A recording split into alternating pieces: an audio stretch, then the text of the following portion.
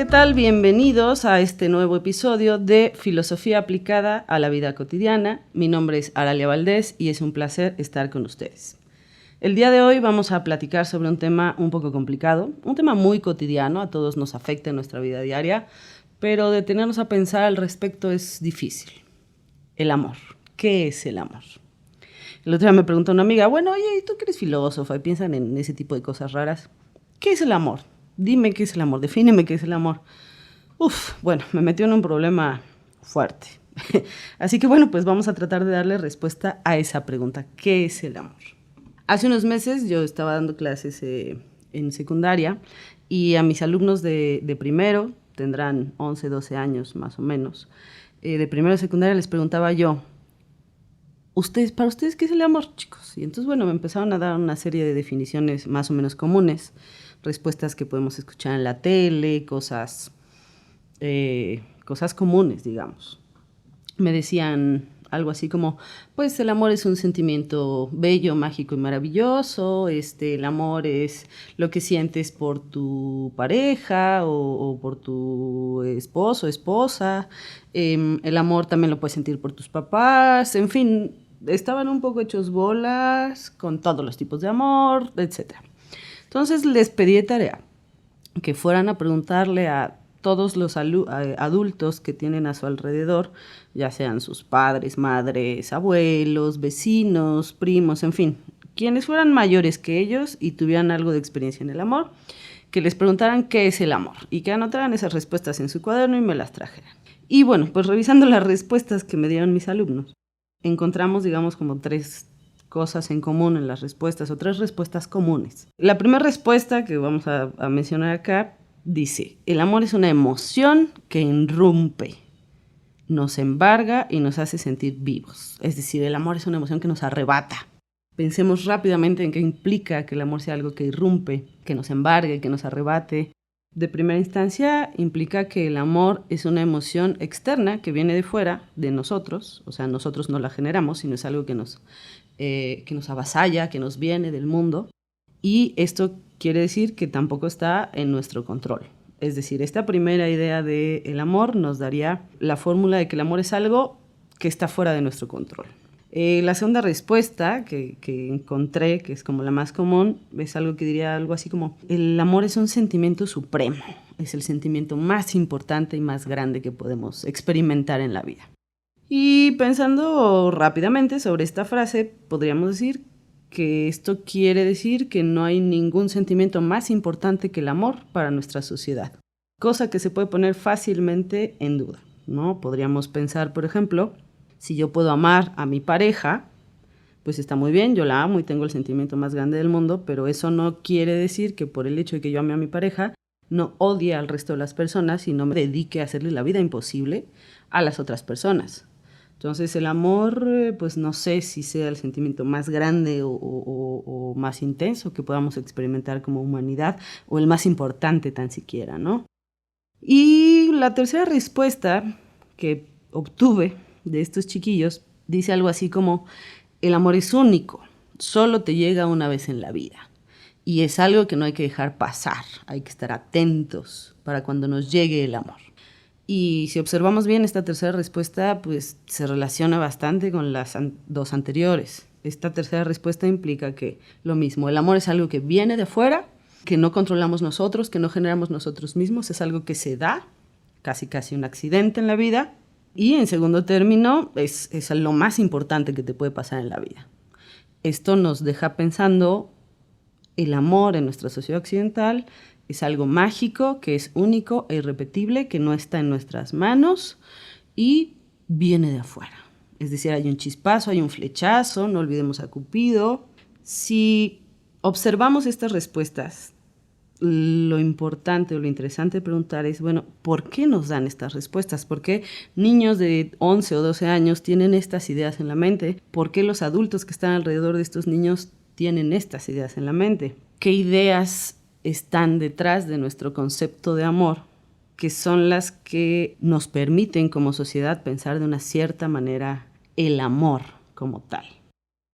Bueno, vamos a hacer un análisis un poquito más profundo sobre qué implica el amor. Si observan bien, estas 3 respuestas inmediatas que les acabo de decir forman parte de un concepto que podríamos englobar en el amor romántico, que implica en sí mismo el amor a primera vista, por ejemplo. Pero bueno, esto es algo que vamos a ver con detalle en un momentito, no se me desesperen. Recuerden que hemos platicado por ahí en capítulos anteriores que nuestra cultura es lo que nos define o nos delimita como seres humanos, y las emociones, lo que sentimos, nuestros sentimientos, parece ser que no se escapan tampoco de esta delimitación de la cultura. Podríamos afirmar que nuestra cultura define nuestras emociones, y les voy a dar un ejemplo de esto. Por ejemplo, sabemos que existen condiciones fisiológicas que determinan un estado de excitación del cuerpo. Es decir, que el cuerpo entra físicamente en procesos de alteración bioquímica. Cualquier emoción, como la ira, por ejemplo, como el amor, la excitación, el miedo, nos pueden generar este tipo de excitaciones fisiológicas. Por ejemplo, cuando una persona entra en estado de ira, tiene ciertas respuestas fisiológicas, podríamos decir, sudoración en las manos, taquicardia, aumento de la presión arterial, por ejemplo. Todas las personas en el mundo que experimenten un estado de ira, fisiológicamente van a tener una experiencia muy parecida. Todas esas personas van a tener sudoración en las manos, alteración del ritmo cardíaco, subida de la presión arterial, etc. Es decir, todas las personas que experimentan ira tienen las mismas reacciones fisiológicas, o al menos son muy, muy parecidas. Pero la causa por la que distintas personas experimentan esa ira puede ser muy diferente. No es lo mismo que yo sienta ira porque acabo de vivir un sentimiento de injusticia o un momento injusto, o que yo sienta ira porque me siento impotente, porque no puedo hacer nada para modificar mi situación, o que yo me llene de ira porque perdí el control de una situación, por ejemplo. O sea, son 3 causas muy distintas para que detonen mi ira, pero esas 3 causas generan la misma reacción fisiológica. Es decir, reacciones de ira. ¿Esto qué quiere decir? Quiere decir que a una misma reacción fisiológica pueden corresponder distintas causas socioculturales. Entonces, podríamos hacer afirmaciones como que cualquier persona en el mundo tiene la potencia de experimentar la ira, pero las razones por las que la experimenta son muy distintas y dependerán de los códigos culturales. Si trasladamos esta lógica al concepto de amor, por ejemplo, podríamos hacer la siguiente afirmación, que todos los seres humanos tenemos la potencia, la capacidad de amar, pero no amamos por las mismas razones. Y aquí es donde se nos empieza a complicar un poco la historia. Es decir, un mismo estado de excitación corporal, que nuestro cuerpo esté lleno de emociones, de sudoración, de palpitaciones, de estrés, en fin, de cualquier reacción fisiológica, esta reacción dependerá de las variables ambientales para yo poder definir qué emoción estoy sintiendo a partir de esa reacción fisiológica. Es decir, por ejemplo, el mismo estado de excitación corporal del miedo es muy parecido al mismo estado de excitación corporal del amor. Lo que cambia son las variables ambientales que me indican que este estado de reacción fisiológica corresponde o al miedo o al amor. Incluso puede haber contextos socioculturales en los que no nos quede muy claro a qué emoción está respondiendo nuestro cuerpo, si a una emoción amorosa o a una emoción de miedo. Vamos, con todo esto podemos afirmar que la cultura es un factor hiperdeterminante en la construcción, interpretación y funcionamiento de las emociones. Es decir, la cultura es el marco bajo el cual nosotros definimos, clasificamos, organizamos e interpretamos nuestras propias experiencias emocionales. Entonces, después de pensar en todo esto, volvamos a la pregunta del principio. ¿Qué es el amor? Vimos ya varias respuestas que no nos parecieron del todo satisfactorias, que son como las respuestas que podemos encontrar en lo común, en la televisión, en los medios de difusión, en la charla de los tacos de la esquina. pero no son suficientes. Esto no nos permite realmente poder definir qué es el amor, ¿o sí? Ok, antes de lograr realizar esta propia definición del amor, la nuestra, tenemos que analizar qué es lo que nuestra cultura nos dice acerca del amor. Si la cultura es la que está determinando nuestra definición de las emociones, pues entonces tenemos que ponernos muy atentos para lograr observar qué es lo que nuestra cultura nos está diciendo de nuestras propias emociones. En este caso específico, qué es lo que nuestra cultura occidental del siglo XX en México, o bueno, el siglo XXI, aunque la cultura no cambia tan rápido, pero bueno, en México en particular, Latinoamérica, habla hispana, etcétera, ¿qué nos dice nuestra cultura del amor? Porque en este qué nos dice del amor es donde podemos darnos cuenta que a veces las ideas que consideramos muy propias, muy personales, no son realmente más que repeticiones culturales. Bueno, les voy a platicar un poquitito de la idea del amor, del concepto de amor, cómo más o menos podemos ceñirlo, estudiarlo, para entonces ver si podemos redefinirlo de alguna manera. Hace mucho tiempo el matrimonio era un concepto mucho más importante que el amor. Hoy en día incluso se considera que el amor y el matrimonio no tienen pues, nada que ver, ¿no? Es muy fácil, podemos decir con la mano en la cintura que hay matrimonios sin amor y no nos cuesta trabajo imaginárnoslo. Y podemos decir que hay personas que se aman profundamente sin intenciones de casarse. Es más, incluso se llega a decir que por ahí el matrimonio termina con el amor, ¿no? Entonces es muy fácil tener en la mente la idea de que el matrimonio y el amor no tienen nada que ver. Los historiadores en general localizan el surgimiento del amor romántico tal cual lo conocemos como amor romántico en el siglo XIX, más o menos, sin la aparición de ese amor romántico como tal, de ese concepto, hoy en día nosotros no podríamos hablar de amor como hablamos de amor, ¿sí? Nosotros venimos arrastrando muchos conceptos y otras cosas, ideas y demás creencias, desde hace mucho tiempo. Y el amor en particular es un concepto que tiene muchísima carga histórica y que en el siglo XIX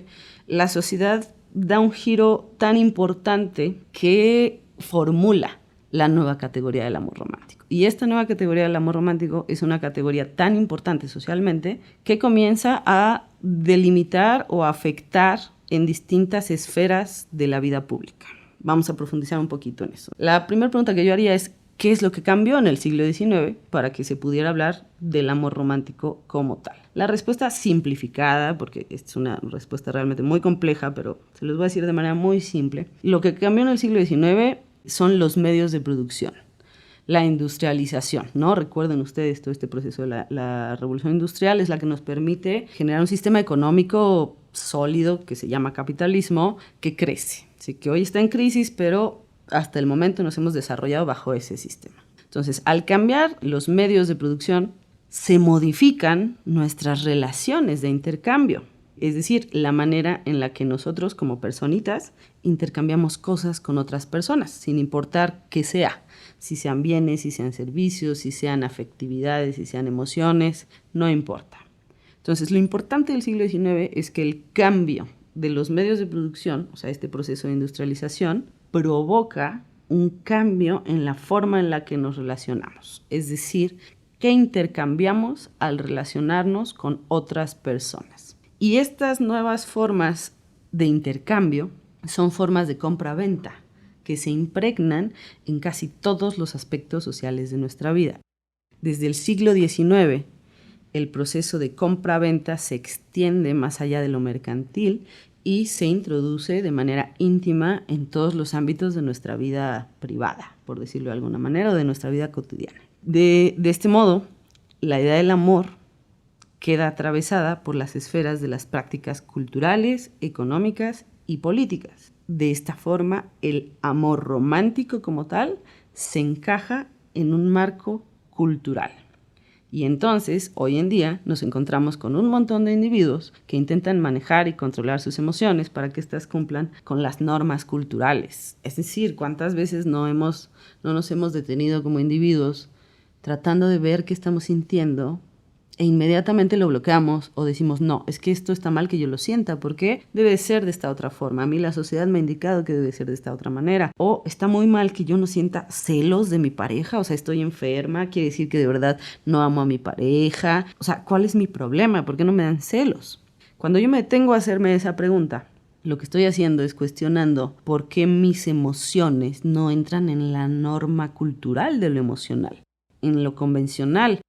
A este fenómeno, una socióloga, Arlie Hochschild, le llamó como el proceso de trabajo emocional, ¿sí? O sea, este jaloneo entre lo que yo siento para adaptarlo con lo que la sociedad me dice que es correcto de sentir, le llama Arlie Hochschild trabajo emocional. Y si abrimos un poco las entendederas, nos podemos dar cuenta fácilmente que hoy, por ejemplo, en la educación está sonando de moda una palabra que es educación socioemocional. Que bueno, ese va a ser otro tema de discusión enorme, pero lo que esto nos dice es que, de hecho, en la vida cotidiana, las personas tratamos de ajustar nuestras emociones a lo que contextualmente está permitido o esperado o es correcto. Nuestras emociones las acoplamos a lo que socialmente se espera de ellas. Ok, revisemos un poquito más esta idea de marco cultural. Ustedes recuerdan seguramente en episodios anteriores mencionamos el trabajo de Michel Foucault, filósofo francés maravilloso que nos ha enseñado muchas cosas. Entre las más importantes, lo que nos enseñó es que la cultura como tal, digamos que es la pecera de la humanidad. O sea, podríamos decir, la cultura es al ser humano lo que la pecera es al pez, ¿sí? La cultura es nuestra propia pecera. ¿Y cómo podemos hacer para identificar estas peceras, estos marcos culturales? En general, los marcos culturales cumplen 3 rasgos. 1. Los caracteriza un conjunto de preposiciones con coherencia semántica que las personas solo reconocen de manera implícita. ¿Esto qué quiere decir? Que hay un conjunto de ideas que se pueden englobar en un mismo tema, digámoslo así, semántico, en un campo semántico, que no hacemos evidentes, sino que las actuamos sin razonar. Por ejemplo, si nos centramos en el marco del amor romántico, que es en el que estamos hablando por ahora, para afirmar que el amor romántico existe, podemos encontrarnos frases con afirmaciones semánticas, como por ejemplo, el amor llega de repente, el amor es a primera vista, el amor es incontrolable, el amor es irracional, no hay pasión más grande que el amor. En fin, son afirmaciones que nos permiten ir definiendo lo que nosotros esperamos del amor, lo que nosotros creemos que debe de llamarse amor. El segundo punto para detectar estas peceras culturales, digámoslo así, estos marcos culturales, es que un marco cultural puede coexistir con otros marcos culturales de forma paralela que permitan interpretar el hecho de manera distinta. Implica necesariamente que no son utilizados nunca al mismo tiempo. Ahí les va un ejemplo. O sea, si yo desde el marco del amor romántico me quiero explicar una relación de amistad, se me va a complicar mucho la cuestión, porque en el amor romántico el amor nace a primera vista y un amor que nace desde la amistad pues va en contraposición al amor romántico, que es el amor a primera vista. Pero yo podría pensar en la amistad desde otro marco cultural y no desde el marco del amor romántico. No sé, yo podría pensar en la amistad desde la idea de que, bueno, una amistad es un amor profundo sin sexualidad, por ejemplo, y eso está a discusión. Pero lo importante es que no me permiten hacer ambos juicios de manera paralela. O sostengo la idea desde el amor romántico o sostengo la idea desde el amor como una amistad. Son contraposiciones culturales que pueden coexistir dentro de una misma cultura, pero que en el momento de definirte por una idea vas a utilizar solo uno de ellos, no puedes mezclar los distintos marcos culturales. Y el tercer elemento que nos permite descubrir estos marcos culturales, pues es que de todo marco cultural emanan un conjunto de normas, prescripciones y prohibiciones. Es decir, toda pecera contiene límites, zonas prohibidas y cosas permitidas, es decir, normas. Y es precisamente este contexto normativo, estos límites que nos imponemos desde el marco cultural, el que determina la definición de nuestras emociones. Por ejemplo, la excitación fisiológica que asociamos con los celos puede ser entendida de distintas formas. Se puede entender como un signo de pasión, es una pasión muy romántica que alguien sienta celos por ti. Se puede entender, no sé, desde la psicología como una manifestación de inseguridad, por ejemplo, o se pueden entender como un intento de control de la otra persona. En fin, podemos darle distinta interpretación a una misma excitación fisiológica, a una misma reacción química de nuestro cuerpo. Por ejemplo, no sé, los celos en el amor romántico son un elemento pues casi crucial porque implican pasión, ¿no? O sea, ¿a cuántas personas no hemos escuchado por la vida decir, es que seguramente mi pareja no me ama porque nunca ha sentido celos por mí? Jamás se ha detenido a ver si yo estoy viendo a otra persona, nunca me ha hecho un berrinche, un desplante por esto. Seguramente esto implica que no me ama con profundidad. Bueno, no. Eso implica que tú desde tu marco cultural estás haciendo esa interpretación de los celos, del actuar de tu pareja en relación a lo que tú esperas emocionalmente de esa persona. Pero bueno, amigos, el tiempo se nos fue como agua. Para no hacerles pues la historia muy larga, todos estos elementos aún no son suficientes para lograr hacer una definición del amor. Podríamos volver a preguntar qué es el amor y quedarnos un poco igual, solamente con una nueva idea en la cabeza, que las emociones, los sentimientos también son determinados culturalmente. No nacemos sabiendo amar. Aprendemos a amar de ciertas maneras y aprendemos a esperar ciertas reacciones para interpretarlas como amorosas o no. Es decir, el amor, amigos, no es lo más personal, no es lo más íntimo y no es único en nosotros. El amor no es más que otra construcción sociocultural que nos delimita de ciertas maneras. Vamos a dejar aquí el episodio del día de hoy, no se preocupen, en el siguiente episodio retomamos el tema del amor porque esto es larguísimo, nos falta muchísimo por analizar, muchísimo por pensar, para ver si realmente podemos decir que el amor existe como tal. Yo qué sé, ya lo iremos pensando. En fin, bueno, me despido, muchísimas gracias por escucharme, nos escuchamos en el siguiente episodio para seguir hablando del amor y ver si llegamos a algo. Yo soy Aralia Valdés, no olviden mandarme sus comentarios a mi correo que es hola@araliavaldez.com.mx o visitarme en mi sitio web www.araliavaldez.com.mx y no olviden que Valdés se escribe con S. Bueno, muchísimas gracias, hasta el siguiente episodio.